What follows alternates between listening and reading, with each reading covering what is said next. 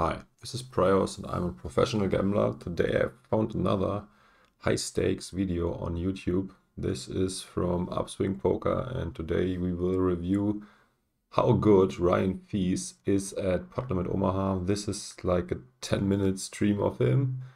And yeah, let's jump into it and find out how good he is. I hope I will not get punished for copyright infringement or something. Yeah, we will see. I mean, these dudes, Doc Polk and so on, also makes reviews of hands. He's not playing himself, so I guess they should be okay with it, but we'll find out. Anyways, the program we will use to get deeper into hands and do GTO analysis will be the PLO trainer. That's the program you can install on your computer, and there's also a web version. This one looks like this. If you decide to sign up, please consider doing it through my referral link. The price will stay the same, but I will get a little something too. Yeah, and also remember, I didn't make any money with my channel yet. This is just, I do this in my free time and to entertain you and to teach you how to play poker. And all I want in advance is that you push all these beautiful buttons like subscribe, bell notification and all that. So please do that. And as this now is finally out of the way, let's jump into the action and see what Ryan Fees is doing. By the way, I think this is ACR, so America's Card Room or something. So the Winning Poker Network, yeah, it's America's Card Room I see on the background on the table. So let's get into it. All right, be all in here with Ace King King 8 versus PLO. So double suited 10. Yeah, this looks standard as 1, 2, 3, 4, 5, 6-handed against the cutoff. 20 BBs only, so I think this should be fine.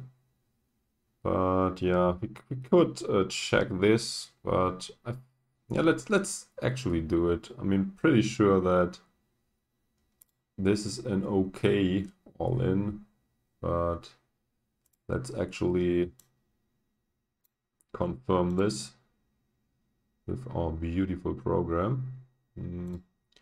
This will be a bit screwed because GG has higher rake. But yeah, not much we can do about this. Otherwise we will not have a sim with only 20 big blinds. So let's see if on a higher rake environment, if this will be an all-in. I guess yes, but just to make sure, we will look it up. It's taking some time. Let's now put in our hand Ace King King 8. No suits at all.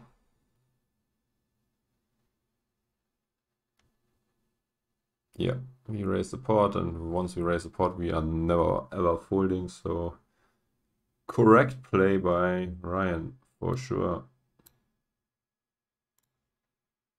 Continuing.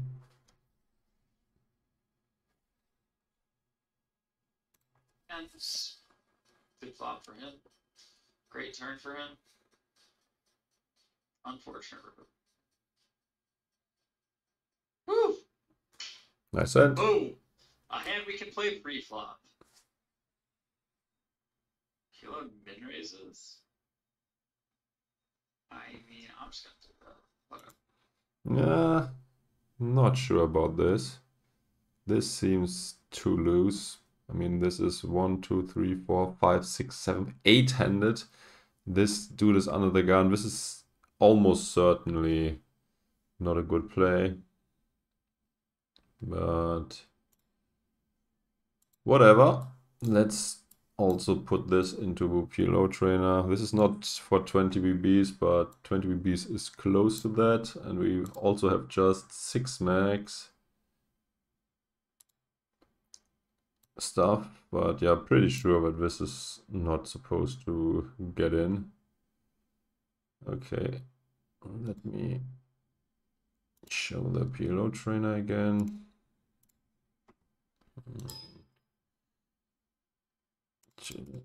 Let's make it an UTG race, and we are on the button.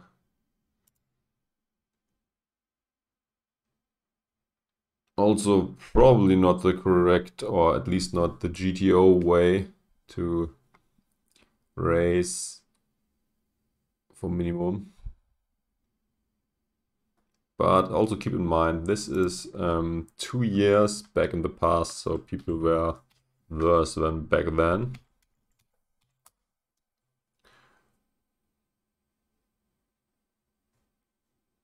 How long is this taking? Okay, our hand is a fold, so I was correct about that.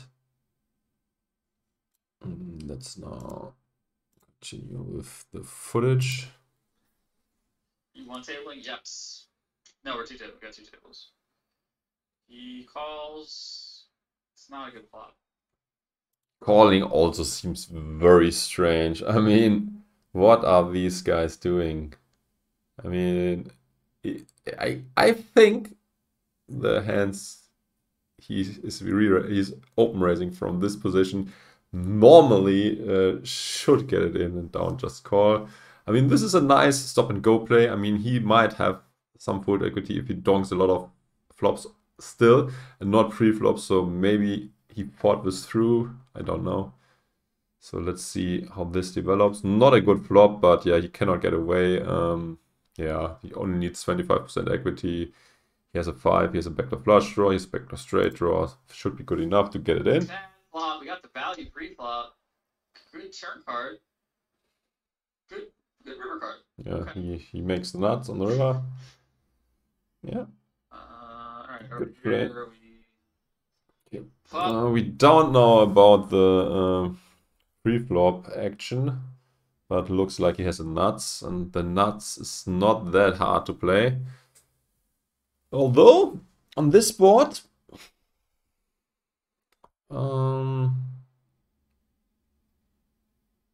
should he raise is the question, or should he just call, wait for a safe turn? No redraws, I mean, he just has a backdoor flush draw. This actually is a kind of interesting spot, I say. So, let's see if we got this in PLO Trainer too.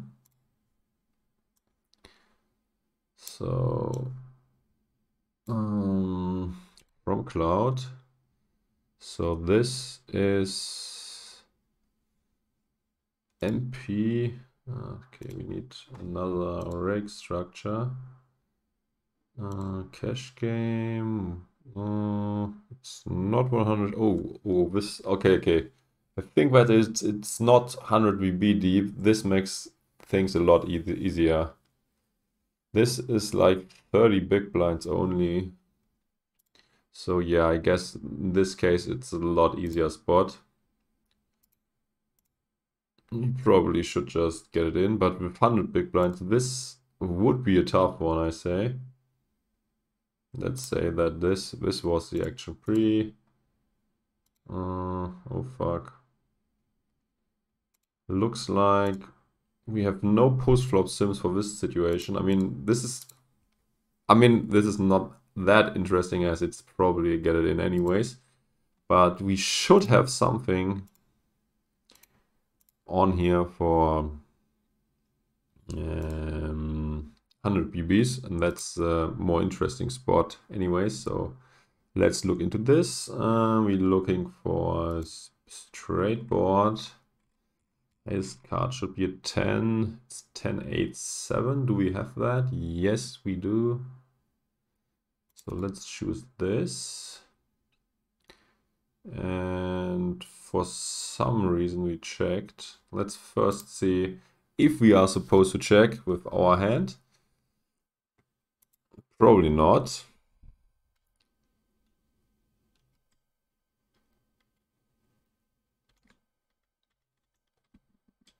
So spades and diamonds in this example. So Diamonds is a backdoor flush draw, and let's say we have hearts too. Oh, this is actually a check. Okay, so once we check, what do we do?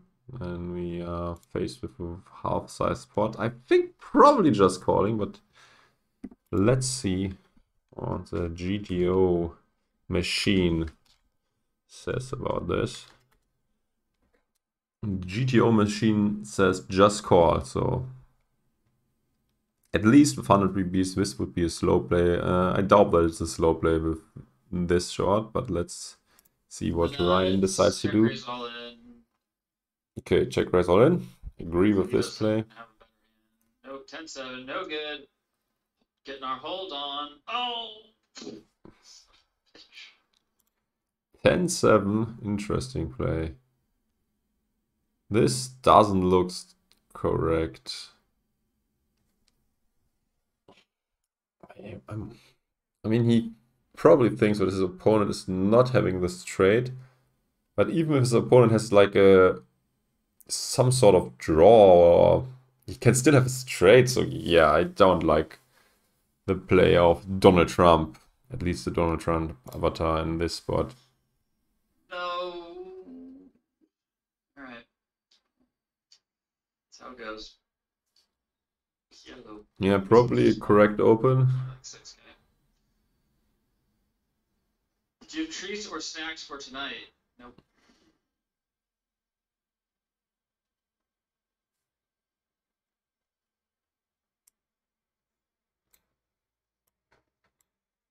Oh, sorry. Should put this away. I mean, I didn't recognize that it's still in the way because it's on another spot when I play. So yeah, this was a correct open, and let's look into the hand now. Sorry again. Treats or snacks for tonight? Nope.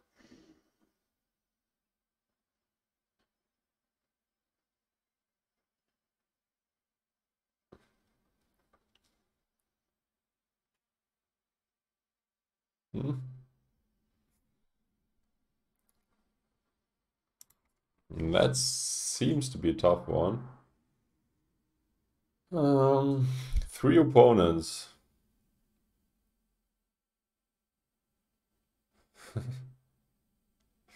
Yeah, seems like there are a lot of juicy games running on Winning Poker Network. I mean, they are still US friendly, basically unregulated site, so a lot of action on there. But yeah, check out one of my YouTube videos where I was commenting about collusion on there. I think there's huge collusion going on. So be very careful if you decide to participate in these games.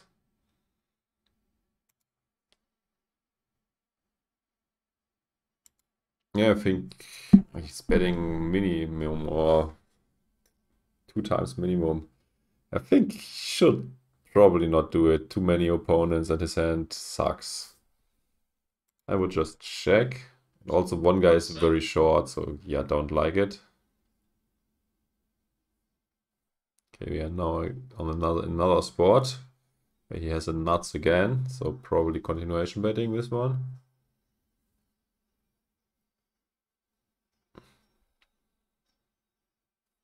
Willy though. I mean, there's no other way than continuation bet. I think that his sizing probably is a bit off. I mean, the board is drawy and he's also playing 2 opponents. So I would size up. Yeah, I think it's probably not correct to use this sizing in this spot. I'm also not sure if Poker Trainer has any 3-way sims, but I will try to find out if we can have something. Oh yeah, we got a three-way sims, a few. So these are not the exact positions, but better than nothing. Definitely interesting to look into the sizing here. So let's see if we have a board that meshes the one.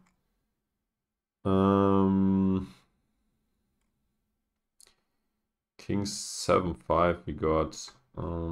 Also need to activate this again. So here it is.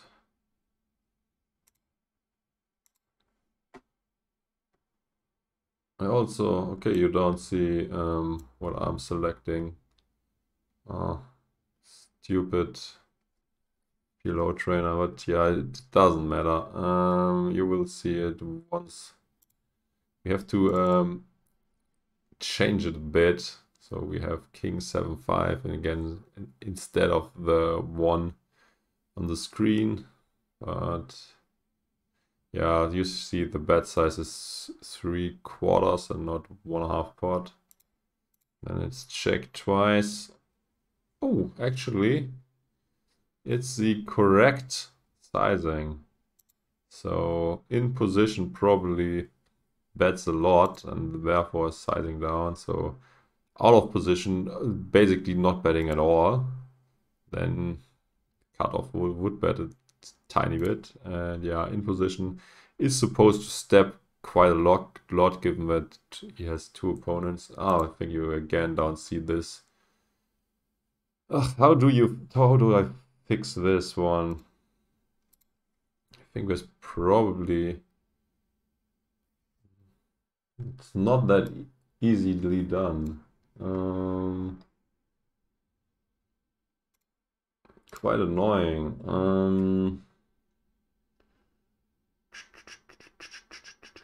Window capture. And one moment, I try to fix this issue at the moment.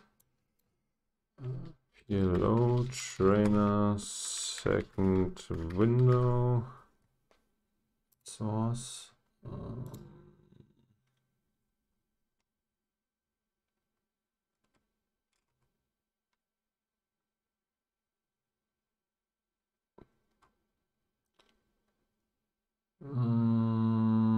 Is it this one? Oh, that looks good. So now you see it as well. I hope this is always working out. So definitely need to set this up a bit different next time. Because this way it basically sucks. So yeah, as you can see, this time you can really see it. Okay, back. Fold. Oh god, need to find the board again. So here it is. And as you can see, the first guy is very passive, not betting at all basically. Second guy also still quite passive, but a lot more betting going on, using a bigger sizing. But the button, who is supposed to step a lot more, uses a smaller sizing even on a drawy board like this. So Ryan was correct about this one. So let's continue with the video. So perfect play from a GTO standpoint. Well, I was gonna bluff this river, but given that it's kind of like a dry side pot, just good. I think we didn't saw the pre-flop action because it's from his stream of Ryan Fees, and yeah, as you see, he's jumping back and forth between two tables. Yeah, I mean, look at this. This was terrible played by him. He bet the flop and somehow got in a lot more money than he should. And yeah, looks like he's now losing the hand.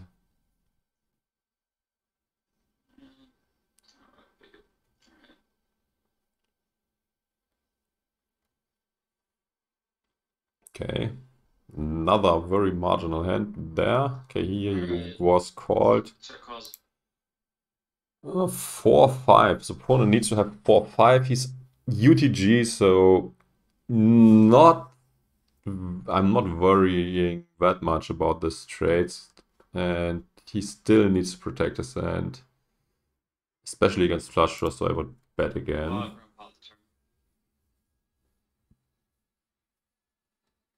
Yeah, I need to do a screen capture next time. And yeah, the kings take it down. Well, the music in his background is really annoying. Overtake Omaha for rolls.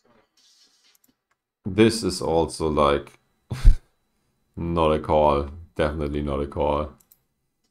I mean, look at the stack size behind him. This is stupid and terrible.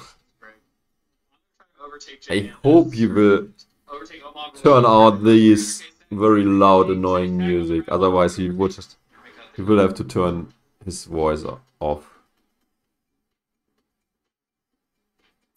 Oh, he's getting great pot odds. But his hand is complete horse shit.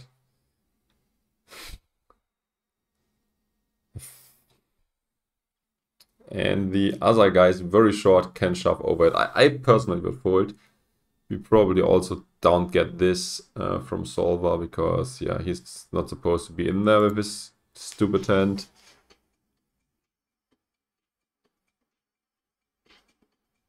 For some reason, he decides to minimum raise the small bet.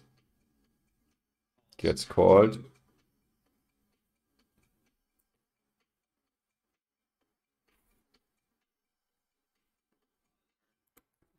Why? He seems to bet very big now. I mean, I don't know. But I hope he's not betting pot. Seems bad. So let's see what he does.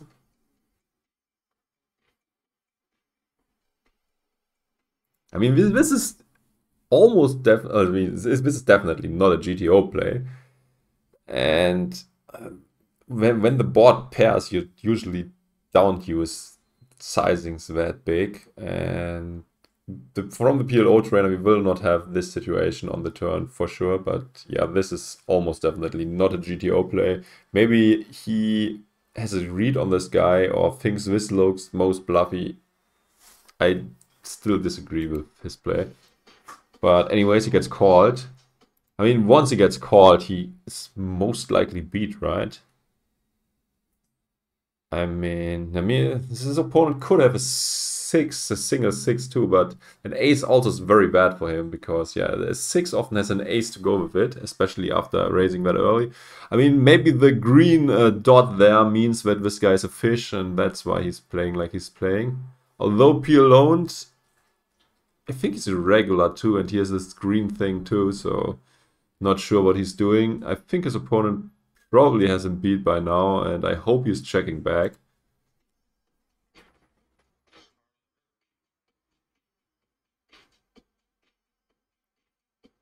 I mean, that's what I would do.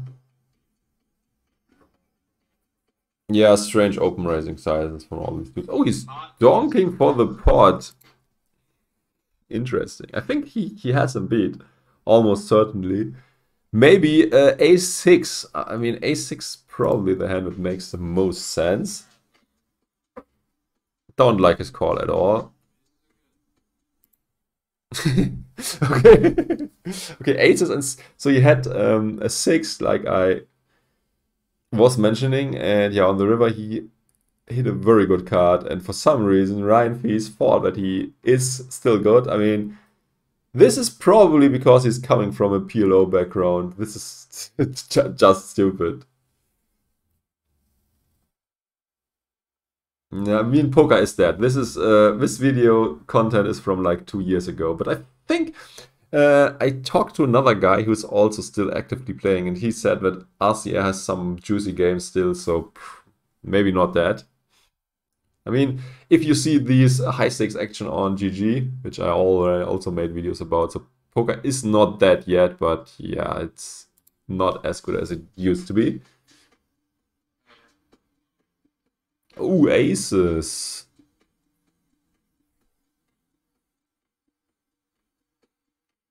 Getting a caller.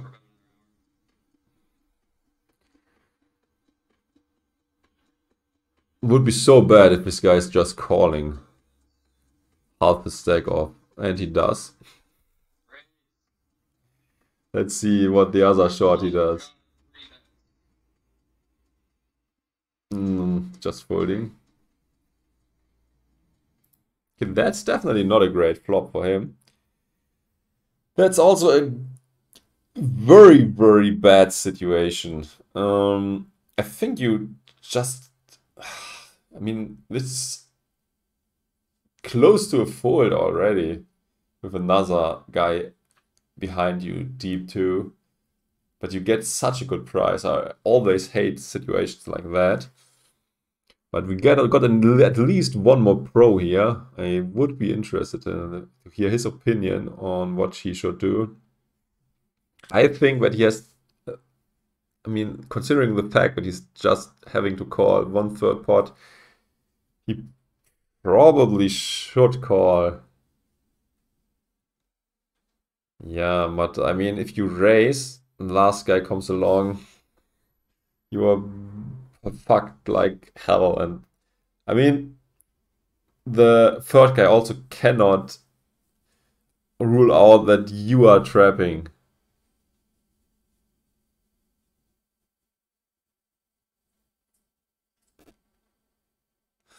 I think he doesn't want to fold trips and don't like to bet fold smaller sizing.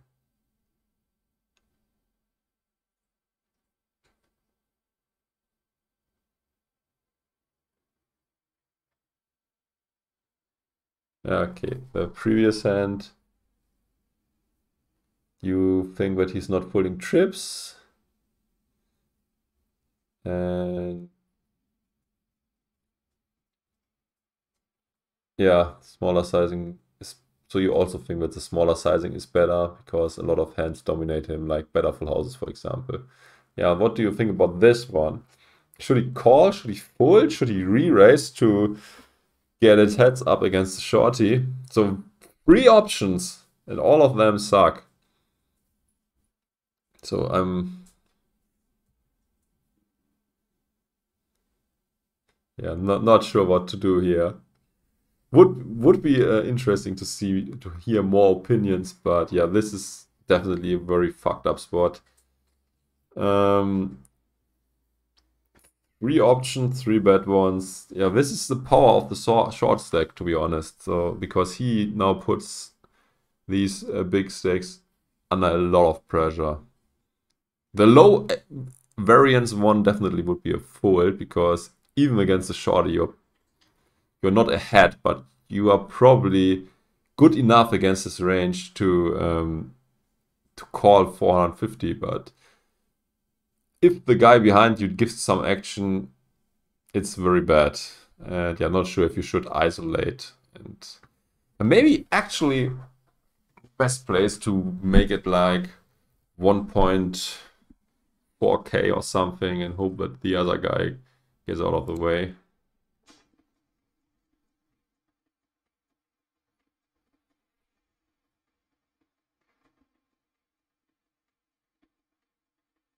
Okay, he decides to just call, and yeah, turn is a blank. Another interesting spot. So Gaucho probably is drawing and also just wanted to see another card, getting the good price. He could now bet into the empty sideboard to eliminate some equity, but I think that's not worth it, and he now has to check.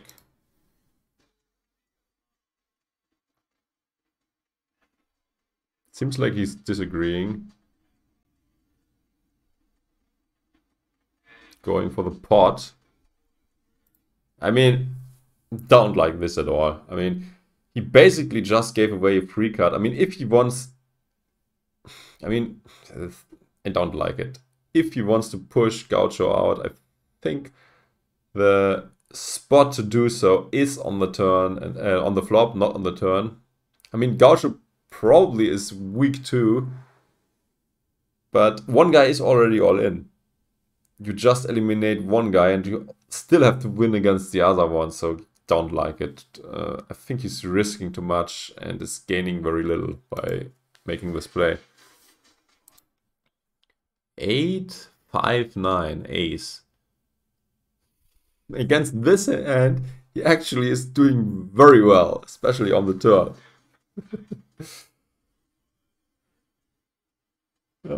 Some juicy games on there. So 2 limpers, and then he decides to go crazy with a shitty hand that he should not get involved with.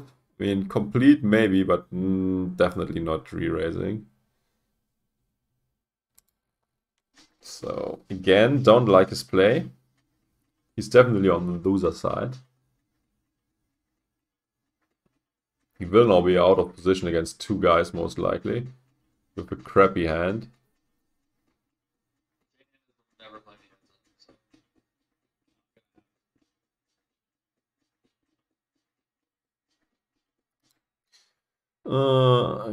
He uses a small sizing on a paired board. He has a little something. He has a 9, he has a gut shot, backdoor flush draw. Yeah, I don't hate it. But I hate the pre-flop play, as already mentioned.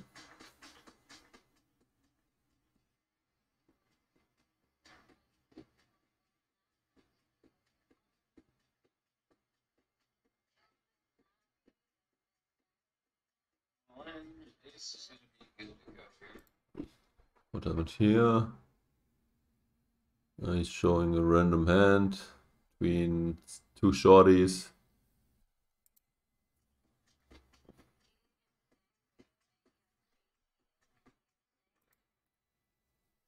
Interesting one.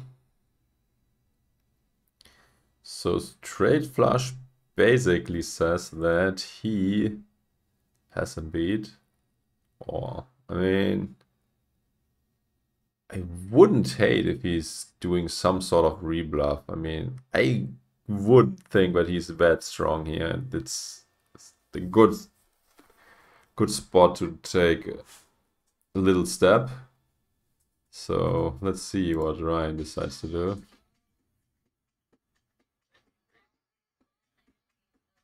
He can also still apply a lot of pressure because the pot is still small and they are deep staked. This is PLO 5k only, so we are 200 big blinds deep.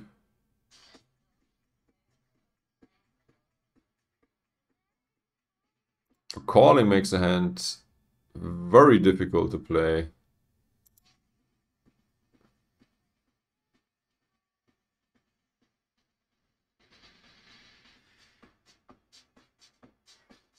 I'm not sure if he actually knows what he's doing. I mean, he probably has some idea, but didn't get into the theory camp too much.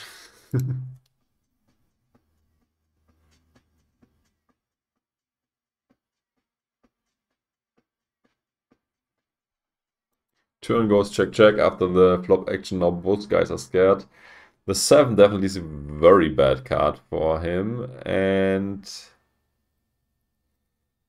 should he bluff? I mean, if his opponent now made a flush, his bluff's not going through.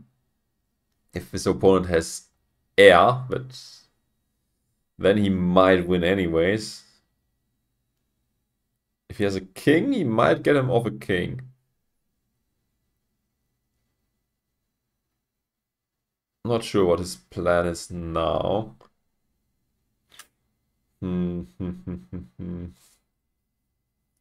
How much is he getting to fold if he bets? But he probably has to have some bluffs. If he calls a flop, he has to have a better plan than just trying to hit something. Yeah, very interesting again what he will do. Seems like he likes a pot button.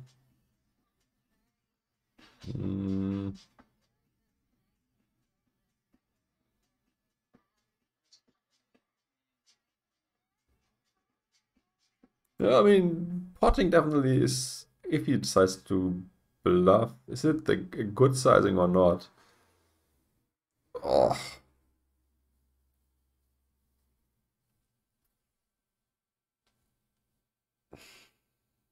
Definitely putting a lot of pressure on flushes and on trips.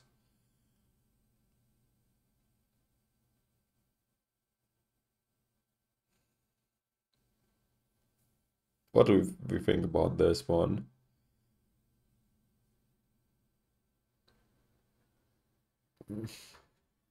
I think it's okay-ish.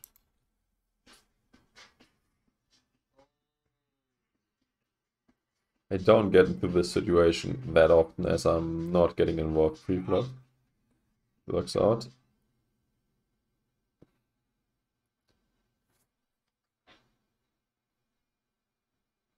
Sorry, so look at this shit. Yeah. Not a big fan of bluffing. Yeah, I mean, what would you call the flop raise, or would you bluff 3-bet? What would you do when you get raised on the flop? Yeah, probably you're probably right. So spade blocker would help a lot when one's deciding to bluff the river. Okay, seems like he's not a winning player. At least not according to his all-in EV.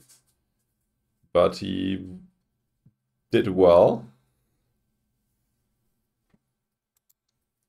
This is like overall this month.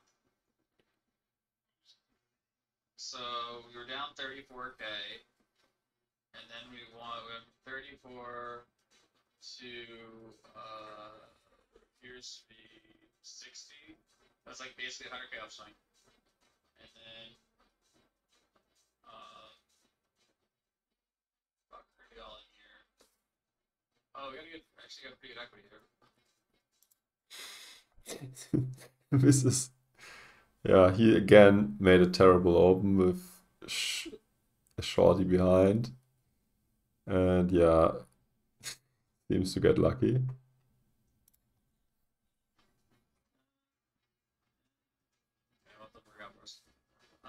Over here we got the nuts. Pot the turn. But like, okay, so then we go on like 100K upswing, and then we go on a, whatever downswing, and like now we're on an upswing. But like, that's how it goes. Ooh, aces again. I mean, last time didn't do aces, but the nuts. But yeah, Counter Strike, or whatever they think, other things. Oh, we're gonna get to 4-bet aces. Hello. What went on here? I mean, he has showdown value, so checking it back is reasonable. 4-bet aces. Kind of a sad spot, actually. I guess it's okay. I guess, like. Yeah, can't go too wrong with aces. Good for that. This is like the first pre-flop play I like from him. Man, dude, Gaucho just wants it so bad. It's just always about it. Jack's not looking too hot. Yeah, he gets lucky. Although I mean, he was ahead, but he wins it. That's not a call. And he's out of position. Yeah, after he checks back the turn, yeah, I mean, can't go too wrong. What the fuck? Can't go too wrong, I was gonna say. Having a set. This is kind of unexpected.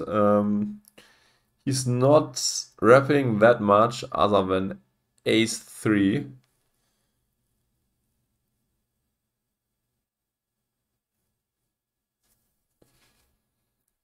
Tough spot.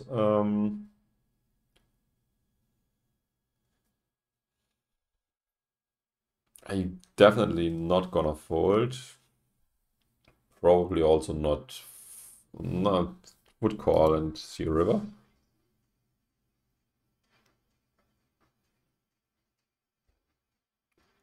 Could also be some sort of semi-bluff with spades. Yeah, probably has to call river again. It's also not blocking any spades, so his opponent can have a spade draw. It's also heads up, so... And people are bluffing some of the time, so this seems an okayish hand to look him up. And his opponent was bluffing, but shied away from bluffing river. Yeah, okay. Seems like this was it.